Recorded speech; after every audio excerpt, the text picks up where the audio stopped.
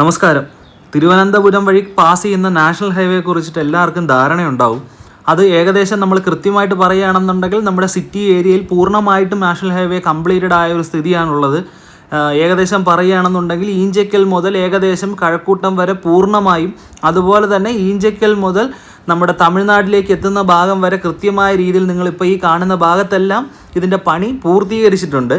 നമ്മൾ ഇടയ്ക്ക് ഒരു സമയത്ത് ഏകദേശം കഴക്കൂട്ടത്തിന് ശേഷമുള്ള നാഷണൽ ഹൈവേയുടെ നിർമ്മാണ പുരോഗതിയും നമ്മൾ പോയി കണ്ടിരുന്നു. അത് ഏകദേശം ഉടനെ തന്നെ ഒരു വർഷത്തിനകത്ത് പൂർണ്ണമായിട്ടും കംപ്ലീറ്റഡ് ആവുമെന്ന് പറയുന്നു.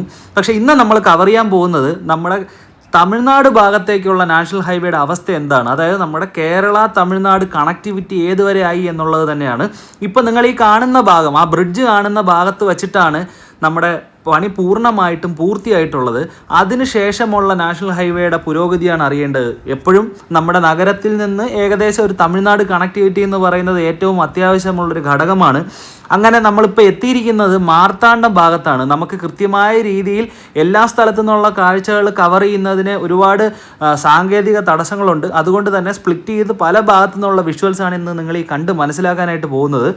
കാരോട് കന്യാകുമാരി എന്ന് പറയുന്ന ഒരു 53 കിലോമീറ്ററോളം വരുന്ന സ്ട്രെച്ചിലാണ് പ്രധാനമായിട്ടും ഇനി നിർമ്മാണ പ്രവർത്തനങ്ങൾ ബാക്കിയുള്ളത്.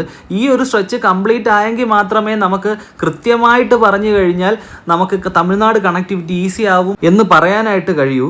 പല മേൽപ്പാലങ്ങളും അതുപോലെ തന്നെ കണക്റ്റിംഗ് റോഡുകളുടെയും നിർമ്മാണ പ്രവർത്തനങ്ങൾ കൃത്യമായിട്ട് നടക്കുന്നുണ്ടെങ്കിലും പ്രധാനപ്പെട്ട നാഷണൽ ഹൈവേയുടെ 2 സൈഡിലേക്കുമുള്ള നിർമ്മാണ പ്രവർത്തനങ്ങൾ അത്രത്തോളം ഫാസ്റ്റ് അല്ല എന്ന് തന്നെയാണ് കാഴ്ചയിൽ നിന്ന് എനിക്ക് മനസ്സിലാക്കാനായിട്ട് സാധിച്ചത്.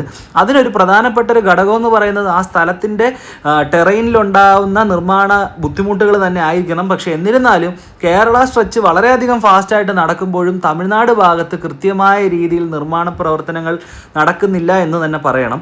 ഏകദേശം ഈ വരുന്ന ഒരു ജൂണോടുകൂടി നിർമ്മാണ പ്രവർത്തനങ്ങൾ അവസാനിക്കും, അല്ലെങ്കിൽ ഒരു 80% അവസാനിക്കുമെന്ന് പറഞ്ഞിരുന്നെങ്കിലും ഇപ്പോൾ വരുന്ന വാർത്തകൾ അനുസരിച്ച് ഒക്ടോബറിലെ ഫിനിഷ് ആവൂ എന്നാണ് അറിയാൻ പറ്റുന്നത്.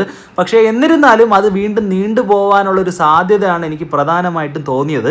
ഇപ്പം നമ്മൾ ഈ കാണുന്നത് മാർത്താണ്ഡം ഭാഗം, അതായത് നമ്മുടെ കേരളത്തിലേക്കുള്ള ഏറ്റവും അവസാനത്തെ സ്ട്രെച്ചിൻ്റെ ഭാഗങ്ങളാണ്. പല സൈഡിലെ റീറ്റെയിനിങ് വാളുകളുടെ നിർമ്മാണ പ്രവർത്തനങ്ങൾ നടക്കുന്നുണ്ടെങ്കിലും കൃത്യമായ രീതിയിൽ ഒരു തമിഴ്നാടിൻ്റെ ഈ പറയുന്ന ഒരു വേഗതയും കേരളത്തിൻ്റെ നിർമ്മാണ വേഗതയും തമ്മിൽ കമ്പയർ ചെയ്യാനായിട്ട് സാധിക്കില്ല. ഈ ഒരു സ്ട്രെച്ച് കംപ്ലീറ്റ് ആയി കഴിഞ്ഞാൽ നമുക്ക് ഈസി ആയിട്ട് നാഗർകോവിലിന് ശേഷം നമ്മുടെ കന്യാകുമാരി ഭാഗത്തേക്കോ അല്ലെങ്കിൽ തിരുനെൽവേലി ഭാഗത്തു നിന്നോ നമുക്ക് കൃത്യമായ രീതിയിലുള്ള ഒരു യാത്രാസുഖം കിട്ടും എന്ന് നമുക്ക് പറയാനായിട്ട് പറ്റും. ഈ തരത്തിലുള്ള ഒരു റോഡുകൾ പൂർണ്ണമായിട്ടും കഴക്കൂട്ടം മുതൽ ഏകദേശം തമിഴ്നാട് വരെ കണക്ട് ചെയ്യുന്ന രീതിയിൽ വരുന്നത് വലിയ രീതിയിൽ തിരുവനന്തപുരത്തിൻ്റെ റോഡ് കണക്ടിവിറ്റിയെ സഹായിക്കും എന്നുള്ള കാര്യത്തിലും തർക്കമില്ല. ഇനി കുറച്ച് ദിവസം കഴിഞ്ഞിട്ട് നമുക്കിതിൻ്റെ അപ്ഡേറ്റും കൃത്യമായിട്ട് കണ്ട് മനസ്സിലാക്കണം എന്താണ് അവിടുത്തെ അവസ്ഥയെന്ന്. അപ്പോൾ മറ്റൊരു ക്വാളിറ്റി ഉള്ളൊരു കണ്ടൻറ്റുമായിട്ട് നമുക്ക് നെക്സ്റ്റ് വീഡിയോയിൽ കാണാം.